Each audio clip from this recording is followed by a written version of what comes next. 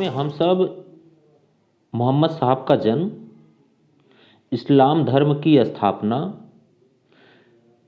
खलीफा और उन सब द्वारा राज्य विस्तार या धर्म का प्रचार, ये सब देख लिए थे। अब हम देखेंगे कि अरबों ने भारत पर आक्रमण क्यों किया, क्या उनकी क्या लालसा थी, और भारत पर अगर आक्रमण कर दिए तो भारत की ऐसी कौन सी कमजोरी थी जिसके कारण भारत पर आक्रमण हो गया। भारत वाले या सिंध के जो राजा थे दाहिर, वह अपने आप को क्यों नहीं बचा पाए। तो यह सब पॉइंट में पहले स्थिति देखें। तो अरब जो है, अरब में इस्लाम धर्म का जो प्रचार चल रहा था, एक तो यह कि उनका प्रचार युद्ध के माध्यम अर्थात धर्म के माध्यम से ही होता था। दूसरा, इस्लामिक राज्य का विस्तार। उन लोगों को भी तो था कि हम अपने राज्य का विस्तार करें और धन को एकत्रित किया जा सके, इसकी भी लालसा थी। शक्तिशाली बनने की भी लालसा थी। और एक कारण बताया जाता है कि उलजले के द्वारा देवल में एक जहाज लूट ली गई थी। कब? 708 ईस्वी में। यह जहाज आई थी श्रीलंका से, हज्जाज के लिए भेजी गई थी, लेकिन देवल में जब लूट ली गई तो हज्जाज को गुस्सा आया और वह भारत पर आक्रमण करने के लिए कहा। यह सब कारण तो हो गए। अब भारत की स्थिति देखें कि भारत पर आक्रमण हुआ क्यों। तो एक तो भारत पर आक्रमण होने का कारण है भारत की संपन्नता। भारत पूरी तरह से संपन्न था, यह यूरोप के देशों को या अरब को सबको पता था। दूसरा, भारत में केंद्रीय सत्ता नहीं थी, कोई एक राज्य नहीं था, कई राज्य थे, वह अलग अलग राज्यों में विभक्त थे। और फिर दूसरा कि जितने राज्य में वह विभक्त थे सभी के सभी राज्य स्वतंत्र थे, एक दूसरे से उनमें मैत्रीपूर्ण संबंध नहीं था। राज्यों में जो व्यवस्था थी वह राजतंत्र की प्रथा चल रही थी। राजतंत्र की प्रथा का मतलब था कि वहाँ पर ज्येष्ठाधिकार चलता था, जो बड़ा लड़का है वही राजा बनेगा और राजा के परिवार का ही व्यक्ति राजा बनेगा। एक सिद्धांत वहाँ पे माना जाता है, वह है दैवी अधिकार। राजा अच्छा है या खराब उससे नहीं मतलब है, लेकिन राजा अगर बन गया है तो उसके अंदर ईश्वरीय शक्ति माना जाता था। धर्म भी एक कारण था। धर्म में कारण क्या? जैसे हिंदू धर्म है, बौद्ध धर्म है, तो यह एक दूसरे को कमजोर बनाने में लगे हुए थे। हिंदू धर्म उस समय शक्तिशाली था। सबसे बड़ा एक और कारण यह भी है कि सिंध पर जाति प्रथा जो है वह अपने चरम सीमा पर थी। शूद्रों को अछूत या उन्हें आर्य अपने साथ रखना नहीं चाहते थे।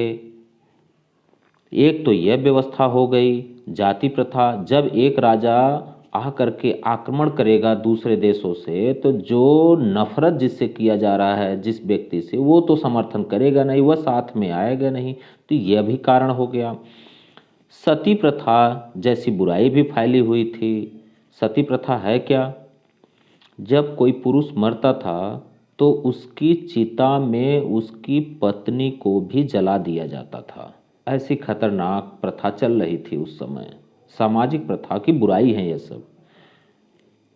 बहुविवाह प्रथा। बहुविवाह प्रथा, एक पत्नी केवल एक ही पुरुष से शादी करेगी, लेकिन एक पुरुष कई पत्नियों से शादी करेगा, ऐसी प्रथा थी। यह सब जानकारी किसी न किसी पुस्तक में मिलती है। तो किस पुस्तक में सिंध के आक्रमण की जानकारी मिलती है? वह है चचनामा। चचनामा को फतेहनामा भी कहा जाता है और तारीख अल हिंद भी कहा जाता है।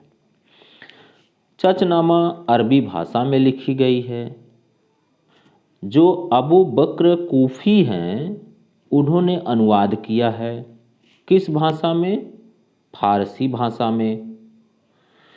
और शासनकाल किसका था उस समय? नासिरुद्दीन कुबाचा का शासनकाल चल रहा था। ये तो हो गए अरब और भारत की स्थिति। अब भारत में पश्चिम से जो प्रवेश द्वार बना हुआ था सिंध पर, जो आक्रमण करने के लिए या व्यापार करने के लिए जो मार्ग थे, वो मार्ग कौन कौन से हैं? तो एक मार्ग है जल मार्ग और दूसरा है स्थल मार्ग। जल मार्ग में बंदरगाह थे। कौन कौन से बंदरगाह हैं? जैसे थाना, देवल, खंभात, सोपारा, कोलिमल्ली, मालाबार। ये जल मार्ग जहाँ से व्यापार होते थे, बंदरगाह हैं सब। स्थल मार्ग में, स्थल मार्ग के द्वारा सिंध पर आने के मार्ग कौन कौन से हैं? हैबर की घाटी, बोलन की घाटी और मकरान के किनारे किनारे, ये 3 मार्ग स्थल मार्ग में थे। अब मैप से कुछ स्थिति देख लें तो ये आपका ईरान है। ईरान पर 643 ईस्वी में आक्रमण हो चुका था। अरब इसको अपने नियंत्रण में कर लिए थे। अब इसकी जो यह सीमा है ईरान की, वह अफगानिस्तान की सीमा से टच हो रही है। अफगानिस्तान उस समय हिंदू राज्य था और 2 भागों में बटा हुआ था। एक भाग है काबुल और एक है जाबुल। ये जो हिंदू राज्य कब से है? तो जो सिकंदर का सेनापति था सेलुकस निकेटर, उससे चंद्रगुप्त मौर्य जीता था। तब से यहाँ पर हिंदू राज्य चल रहा था। अब धीरे धीरे अरब अफगानिस्तान पर भी कब्जा कर लेते हैं। उसके बाद बारी आती है सिंध में प्रवेश करने की, और ये आपका सिंध है। अब आगे देखें, जो सिंध की स्थिति है वह कैसी है? जहाँ पर आक्रमण हो रहा है अरबों का, और सिंध के जो राजा हैं, जो वहाँ की जनता है, वह व्यवस्था वहाँ पे किस प्रकार की है कि आक्रमण हो जाता है तो सिंध की जो राजधानी सबसे पहले वही देखें। एक आरोर राजधानी है और दूसरा है ब्राह्मणाबाद। 2 राजधानियाँ सिंध की है। वेनसांग के अनुसार बताता है वेनसांग कि अरब आक्रमण से पहले शूद्र शासक थे सिंध पर, लेकिन शूद्र का जो अंतिम शासक था साहसी, इसको मार देता है। कौन? साहसी का ब्राह्मण सेनापति चच, और उसकी पत्नी लाडी से, साहसी की पत्नी लाडी से चच शादी कर लेता है। अब सिंध कब्जे में हो गया चच के। चच का भाई कुछ दिन तक शासक ये भी था, और उसके बाद चच का पुत्र दाहिर यह राजा बनता है उस समय जब मोहम्मद बिन कासिम आक्रमण करता है सिंध पर। तो अब देखें कि मोहम्मद बिन कासिम दाहिर के समय में आक्रमण करने के लिए किस तरह से पहुंचता है। तो मकरान के रास्ते सिंध पर आक्रमण होता है। कौन करता है? मोहम्मद बिन कासिम। यह मात्र 17 वर्ष का युवक था, और उस समय जो खलीफा था वह वलीद है। मोहम्मद बिन कासिम ईरान के गवर्नर जो हज्जाज थे उनका भतीजा और दामाद था। हज्जाज इससे पहले उबैदुल्ला बुदैल को आक्रमण के लिए भेजा था, लेकिन वह सब हार गए। अब हज्जाज भेजता है अपने भतीजा मोहम्मद बिन कासिम को सिंध पर आक्रमण करने के लिए। कब भेजते हैं? 712 ईस्वी में। तो हज्जाज जब भेज देता है तो मोहम्मद बिन कासिम मकरान पर पहले पहुंचता है। मकरान का गवर्नर कौन था? हारून। हारून को अपने नियंत्रण में कर लेता है। तो मकरान से होकर मोहम्मद बिन कासिम देवल पहुंचता है। देवल पर उस समय दाहिर था, लेकिन जैसे ही देखा कि मोहम्मद बिन कासिम आ रहा है आक्रमण के लिए, दाहिर वहाँ से भाग लेता है। और भाग कर गया कहाँ? एक शीशम क्षेत्र है जहाँ पर जाट और बौद्ध थे, यहाँ पर चला जाता है। देवल जो बंदरगाह है उसका मतलब वहाँ पर तलवार के निर्माण के लिए ये प्रसिद्ध था। देवल किस लिए प्रसिद्ध है? तो तलवार के निर्माण के लिए प्रसिद्ध है। देवल से होकर के मोहम्मद बिन कासिम जब दाहिर भाग लेता है तो देवल को लूटा। उसके बाद पहुंचा कहाँ? नीरून। नीरून में दाहिर का पुत्र जयसिंह था। जब दाहिर को पता चलता है कि मोहम्मद बिन कासिम नीरून जा रहा है, तो दाहिर अपने पुत्र जयसिंह को वहाँ से बुला लेता है कि किसी को सत्ता दे दो, किसी पुजारी को, और वहाँ से वापस आ जाओ ब्राह्मणाबाद। और जयसिंह वैसा ही करता है। आगे नीरून से दाहिर अब सेहवान पहुँचता है। सेहवान में दाहिर का चचेरा भाई था जिसका नाम है बजहरा। वह भी भागा।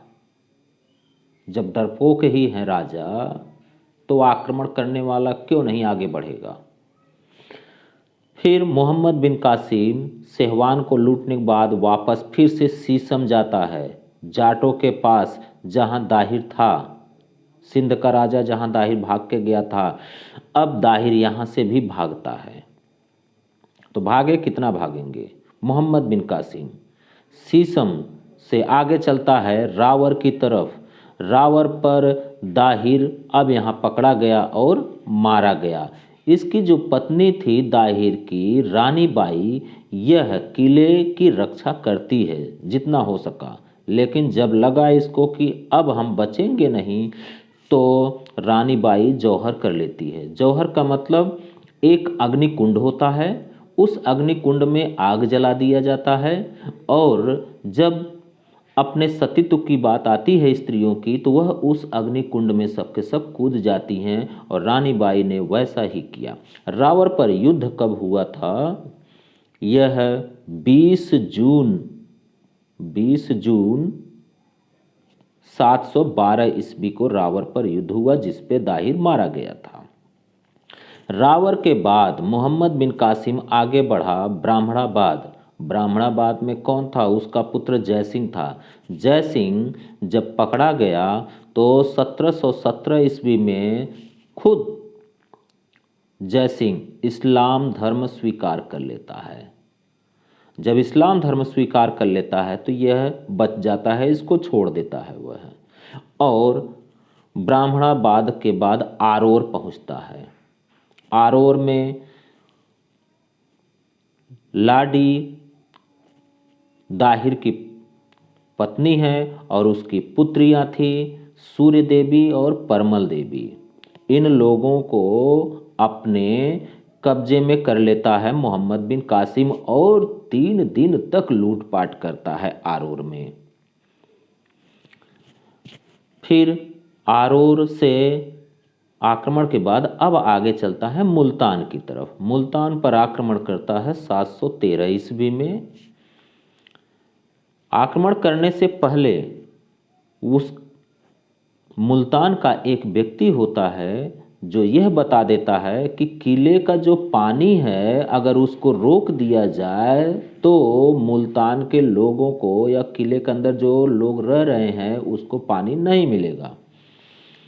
और मोहम्मद बिन कासिम ऐसा ही करता है। सब लोग आत्मसमर्पण कर देते हैं और लूटपाट शुरू कर देता है मोहम्मद बिन कासिम। इतना सोना लूटता है कि मुल्तान का नाम सोने का नगर रख दिया मोहम्मद बिन कासिम। अब यहीं से अब शिथिलता आने शुरू हो जाती है अरबों में। मोहम्मद बिन कासिम की मृत्यु यह जान लेते हैं तो बताया जाता है कि दाहिर की जो पुत्रियां थी सूर्य देवी, परमल देवी, इसको मोहम्मद बिन कासिम अपने नियंत्रण में लेने के बाद भेज देता है हज्जाज के पास।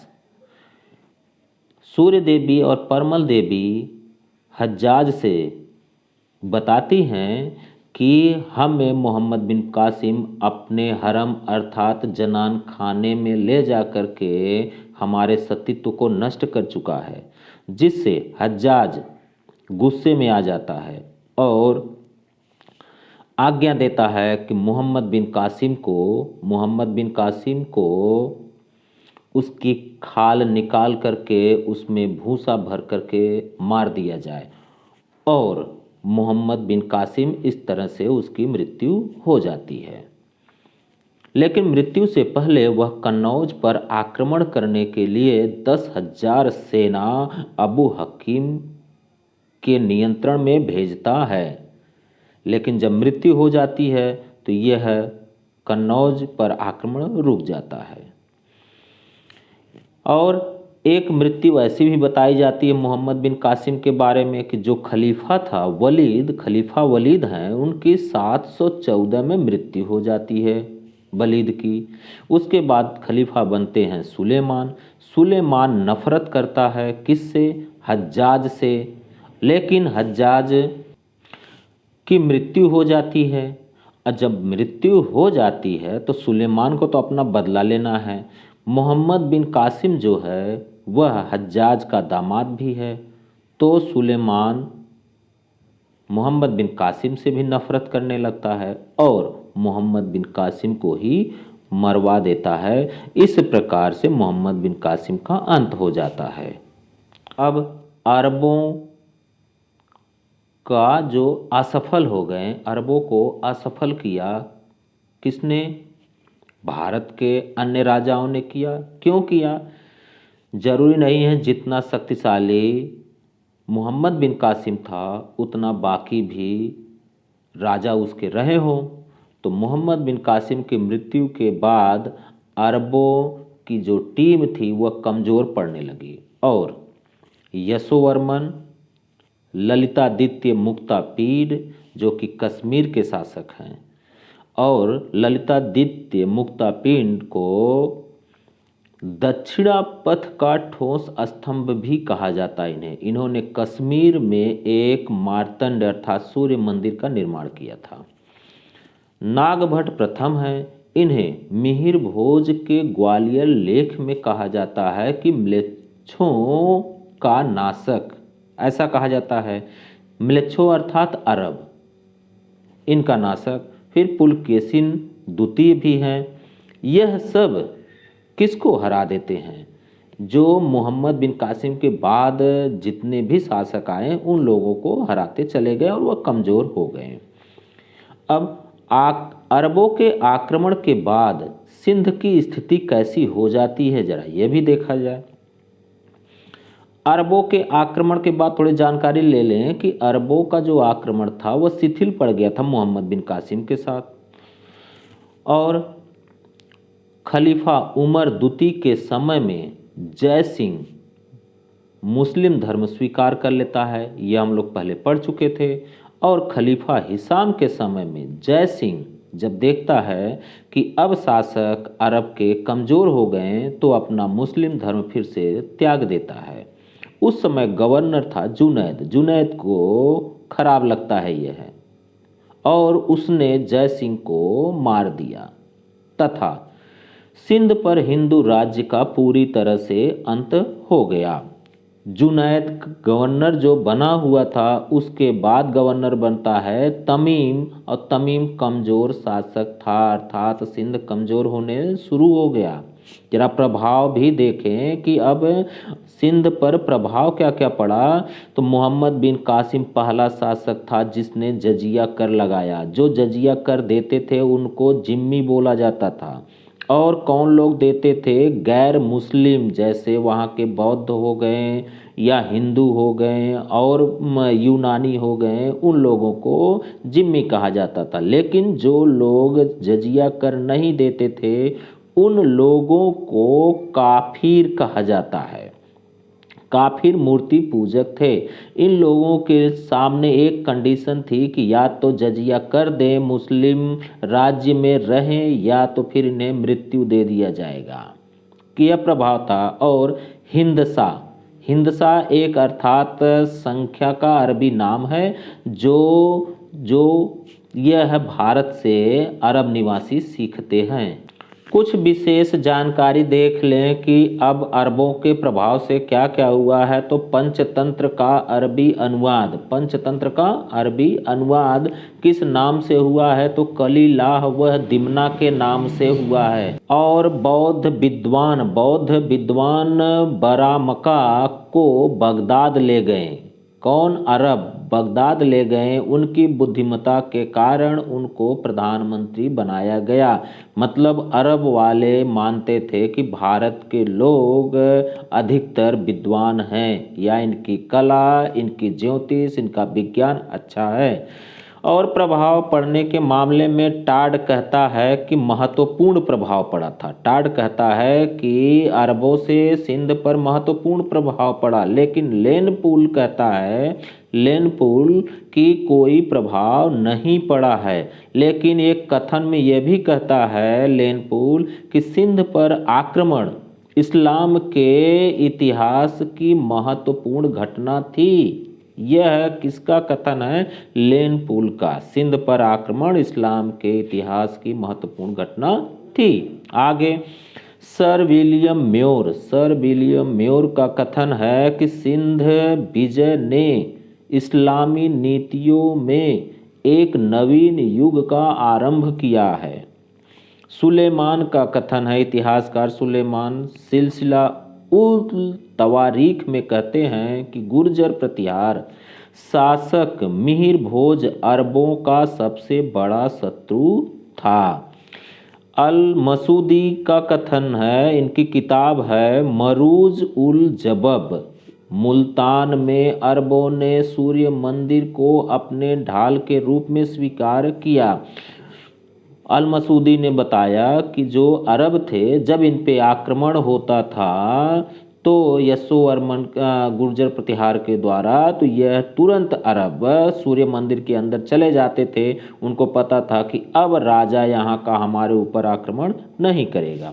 दूसरा, ब्रह्मगुप्त के द्वारा लिखी गई पुस्तक ब्रह्म सिद्धांत और खंडवाक अरबी भाषा में इसका अनुवाद किया गया। अरबों ने भारत में खजूर की खेती और ऊंट पालन शुरू किया था। ये दोनों काम किया। यदि आप लोगों को यह वीडियो अच्छा लगे तो कृपया लाइक और शेयर जरूर करिए। धन्यवाद। Peace.